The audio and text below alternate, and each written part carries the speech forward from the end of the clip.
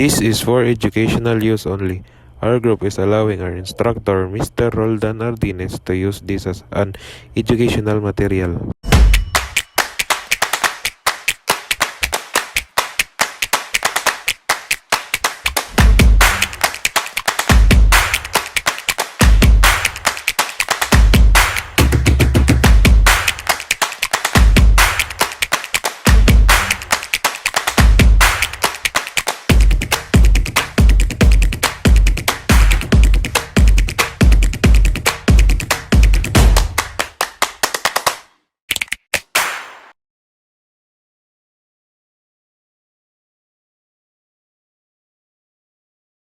So, I'm here to discuss about Filipino identity, values, traits, community, and institutional factors.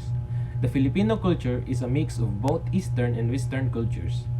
The beliefs and tradition of pre-colonial Philippines were mainly an indigenous Malay heritage, or Bringer in 2006. The Malays made a large contribution to Philippines history. The Malay temperament is a basic factor of a Filipino personality. It can best be described as being nice and pleasant to others. Additionally, the important role of family in Filipino culture is stemmed from the strength of the Malay family clan that serve as a strong security unit. When the Spaniard colonized the islands, the Hispanic culture influenced the natives. Christianity became the dominant religion, and a Western-based social and political organization was established in the Philippines. The American shaped the modern Filipino culture, and this is primarily manifest by the widespread use of the English language in the Philippines today. It was from this influence that formed Filipino character. The brief occupation of the British since 1762 to 1764 and the Japanese since 1942 to 1945. However, had no cultural influence in the Philippines at all. Psychologist, educator, and former chairperson of the Commission on Higher Education, Dr. Patricia B. Licuanan, wrote that the strength and weaknesses of the Filipino characters are rooted in factors such as the home environment, the social environment, culture, language, history, the educational system, religion, the economic environment, the political environment, mass media, and leadership and role models. Licuanan said that in the home environment, Filipino children are taught to value family and give it primary importance. The Filipino social environment is characterized by depending on the another to survive. This dependence on relationship and the struggle for survival makes Filipino group oriented in 1994. Meanwhile, Filipino culture and language depict openness to foreign elements with no basic consciousness for our culture core. The Filipino colonial mentality, such as the importance of the English language in our educational system, the wider following of Hollywood movies, shows, and music, is a manifestation of our attachment to foreign elements. Licuanan added that our colonial history is regarded as the culprit behind our colonial mentality. Unfortunately, most Filipino elites are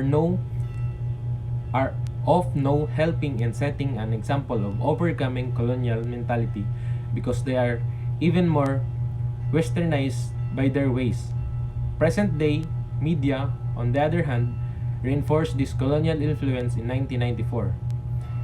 The Philippine education system is also instrumental in molding the strengths and weaknesses of the Filipino character. Schools are highly authoritarian. Early on, children learn that well-behaved and obedient students are praised and rewarded. This teaches positivity and conformity. The Filipino is also religious.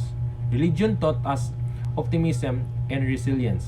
However, it is also instilled in us as a fatalistic attitude. Since religious communities are also high authoritarian, this further reinforced our being passive and a conformist. Several Filipino traits are rooted in our economic environment. The hard life drove Filipinos to work hard and take risks, such as leaving our families to work abroad. This further developed our ability to survive. Unfortunately, our political environment and government structures and system and fraught with problems. For instance, the fact that political power is mainly in the hand of the elite, and the absence of a strong government presence enhanced Filipino already extreme family centeredness. The economic and political environments are among the elements that have developed the culture of corruption in the Philippines. That's all.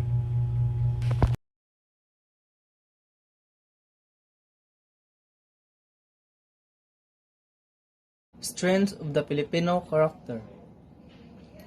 The Filipino traits listed here is certainly not exhaustive, but these are mostly what we have in common.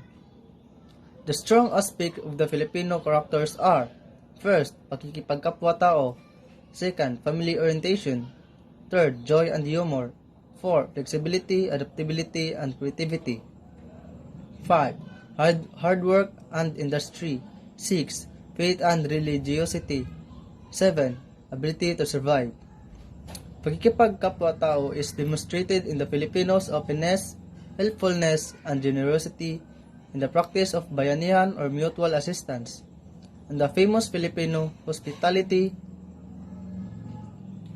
Filipinos are possessed a genuine love for family. This love is not just for one spouse and children, but also for parents, grandparents, aunts, uncles, cousins, and even ceremonial relatives. This love is shown through giving honor and respect to parents and elders, care for children, generosity toward kin, and the personal sacrifices that a Filipino endures for the welfare of the family. This strong family orientation has given Filipinos a sense of belonging and security. Filipinos are also cheerful and fun-loving. Our various fiestas and social gatherings demonstrate the Filipino joy and humor. We can laugh at those we love and hate, and we can make jokes about good or bad fortune.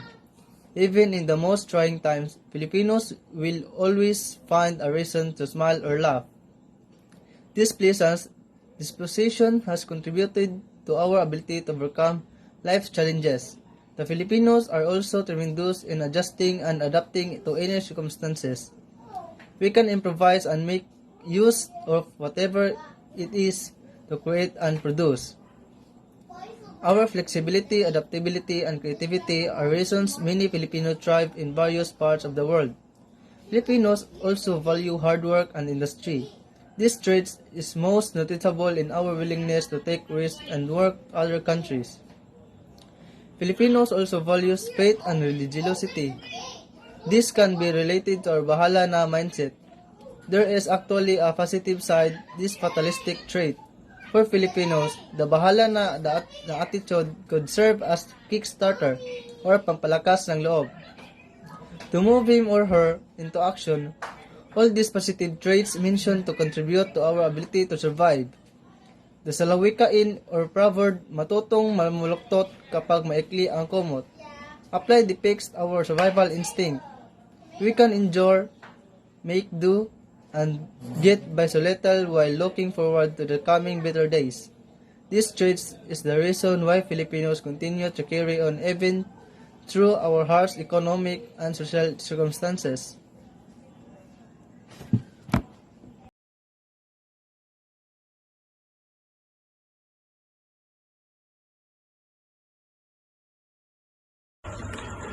Good day, sir. I'm Aljon Bustamante, and I'm here to tackle about the weakness of the Filipino character. So, first, this is the definition of weakness of the Filipino character. So, aside from identifying the roots and strengths of the Filipino character, Dr. Patricia B. Lucanian also pointed out our weakness. This is important because that is enables the Filipino to identify the areas that need improvement to grow and develop as a person. An informed and improved Filipino will also result a stronger and more progressive nation.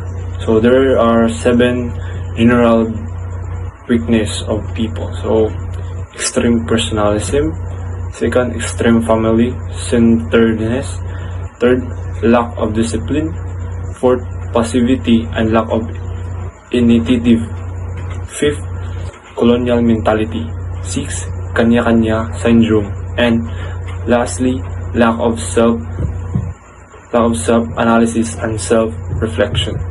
So, you can yet noted that Filipino function in the world personally related to things, events, and people. We find it difficult to separate objects, tasks, from emotional improvement. This is where the palakasan system springs from. So Filipinos want to get special treatment and always look inside connections. In most, if not all, of his her transaction, for example, family, friends are given preference in hiring, in the delivery or services, and even in voting. Kanyan 1994, since personal contacts are involved, requests of this nature also become difficult to turn down. Extreme personalism is another element that is lead to prevalence to graft and corruption in the country. So, the family may be the source of strength for Filipinos, but extreme family centeredness is also its flaw. Family is valued above anything and everything else. So, the Filipino lacks and discipline is characterized by our idiomatic expression, Ningas Kugun. Projects start out with full enthusiasm and interest, but no sooner has it started that the enthusiasm and interest as soon dies down. Another related character is Filipino time. Filipinos are known to be always late. We arrive late or we start late since global trends strictly follow schedules. This trait thus regards the importance of time is adversely affecting Filipino productive. So Filipino have very high respect for authority. Unfortunately, this is also lead to general passivity and lacking initiative. For instance, there is a strong reliance on leaders and the government to solve the nation's problem. But ordinarily, Filipinos also do not feel the need to initiate or contribute to the solution. This trait is also related to our lack of discipline. Look at our traffic problems. We expect the government to solve monstrous traffic jam. Yet, the traffic rules or regulations are also blatantly ignored every day. Generally, Filipinos love anything foreign. Foreign elements are adopted and incorporated into our image, and in the process are also losing cultural identity. The Ukrainian noted that this colonial mentality is connected to our general feelings for inferiority, where we think foreigners, especially Westerners, are superior. So, the kanya-kanya syndrome is related to the Filipino traits of extreme personalism, extreme family centeredness, personality, and group interest and supreme. And the drive to fulfill this interest is completely. So, insensitivity to common good, the kanya-kanya syndrome has dampened our sense of community and cooperation, and we trample to one another's right as a result. The expression, crab mentality, where we tend to pull others down to climb and simplifies the kanya-kanya syndrome. So, Lee Kuan Nan further observed that the joyful and fun-loving Filipino also the tendency to be superficial and somewhat flighty. This means that in times of crisis, either personal or social, there is a general lack of analysis and reflection. So, a manifestation of this lack of self-analysis and self-reflection is the expression that Filipinos are madaling makalimot or have a short memory. This means is as nation, we easily forget that mistakes we have made. Hence, we make the same mistakes again. This is one reason traditional politicians or trapos are always re-elected into office. So that's all what I need to tackle, sir. Thank you.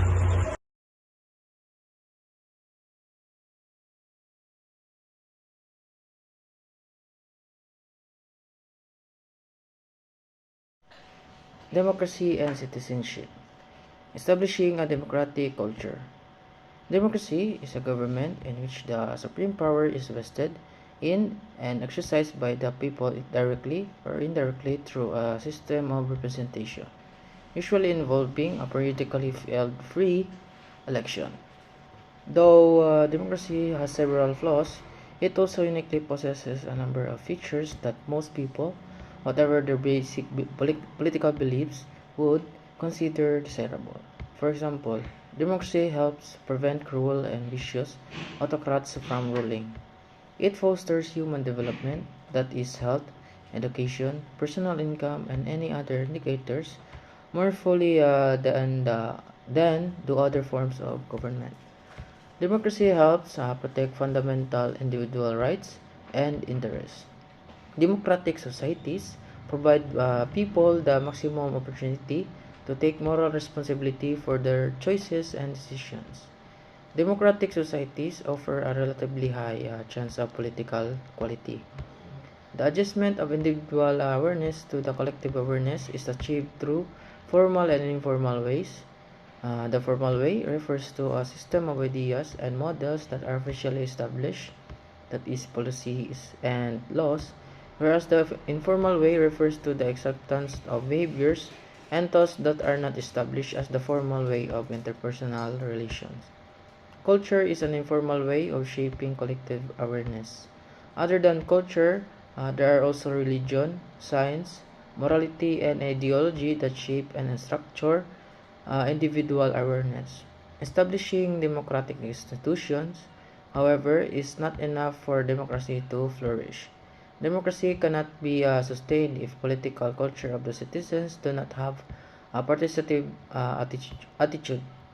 Attributes such as having a sense of responsibility for society and becoming concerned about human rights and human development are important in establishing a democratic culture. A study showed that personality traits factor in internalizing political attitudes by Markovich 2009. For example, openness to experience and extroversion influence attraction to democratic attitudes about family, education, and freedom of speech by Markovich 2009.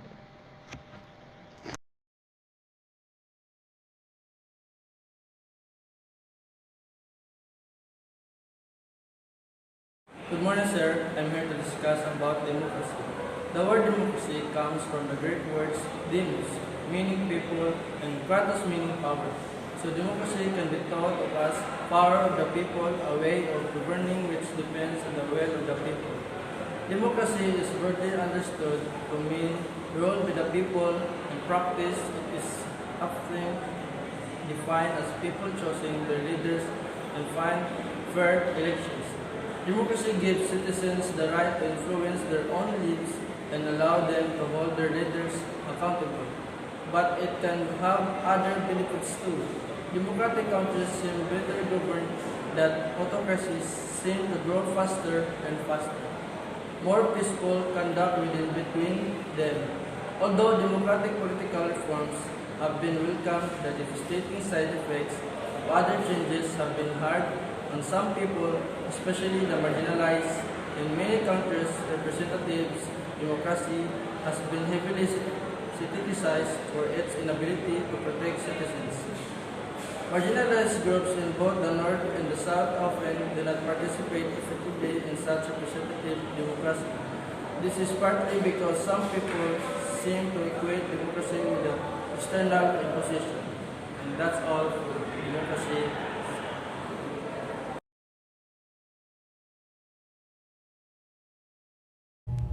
Democracy, form of government in which supreme power is held by the people and exercised directly through elected representatives. The word comes from the Greek for people's rule, although democracy comes in many forms. Nowadays, the concept generally implies majority rule, minority, and individual rights, equality of opportunity, equality under the law, and civil rights and liberties. Liberal democracy is government characterized by the twin pillars of democratic institutions. On the one hand, example, elections, representative, legislature checks and balances, and democratic protections on the other, example, the personal freedom guaranteed by the U.S. Bill of Rights. Liberal democracies typically occur in capitalist economies and stress private property rights. The approach emphasizes individual rights over the popular will.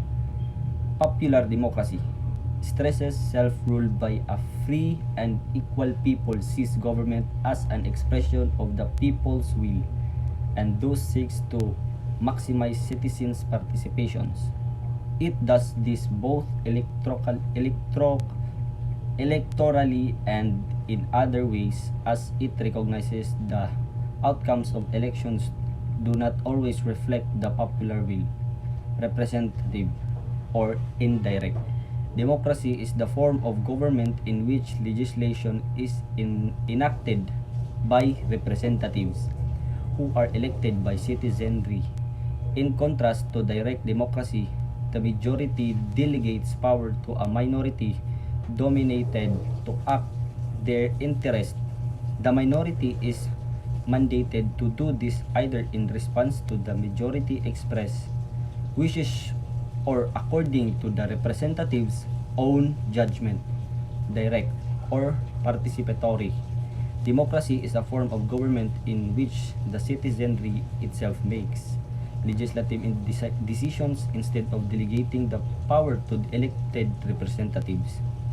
This is often considered the purest form of democracy. Referendums and petitions, in which all voters can participate, are examples of direct democracy. Social democracy is based on the belief that economic equity and social equality can be achieved through democratic institutions via redistribution of wealth within a mixed market economy in a welfare state.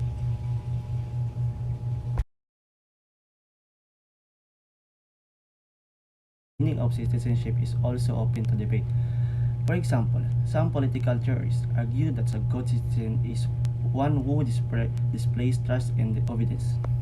Some believe that ordinary people lack sufficient judgment and knowledge, shall therefore rely on their leader to solve problems. Others, the same, argue that individual citizen is rapidly despairing and is being replaced by the individual as consumer. In contrast, people concerned about participation and advocacy say that the problem is not people are politically incompetent or distracted by the consumer economy. Rather, the problem is the continued concentration of power in the hands of few. They believe that the more involved by people in this decision affecting them would improve government and people quality of life. Some believe that the people participation is a basic right, regardless whether the one is the legal citizen, and the constructive engagement with government, if possible, is the best way to address social and economic problem and conflict. Below, a scholar from the Institute of Development Studies in the UK describe activation of citizenship. Citizenship is learned through education, socialization, exposure to politics, public life, and day-to-day experiences. Promoting active citizenship among the people who have been marginalized from politics is not a straightforward task. Citizenship does not just happen naturally in response to increased public space or political opportunity. Citizenship is more than voting or fulfilling public obligation. It is not only choosing official and using the system. Citizenship involves making and shaping the system, structure, and rules. A common vision of citizenship is helpful over advocacy. It is also important to recognize the values of citizenship vary from context to context. For example, in South Africa, people might define a good citizen someone who actively fight racism. In Russia, being good citizen might be associated by economic liberalism, and individual self-reliance might value collective action. In countries that have emerged from years of conflict, often the good citizen is seen as who seeks peaceful socialization and conciliation. In other democracies where significant portion of citizens are not exercising their right to vote, citizenship is often expressed through participation in activities such as volunteer neighborhood crime watch and clean-up efforts. In context, the changing views of citizenship are marked by battles that determine whose concerns get incorporated as legitimate and whose get excluded. The outcomes decided who considered a full citizen and who is not. That's all. Thank you.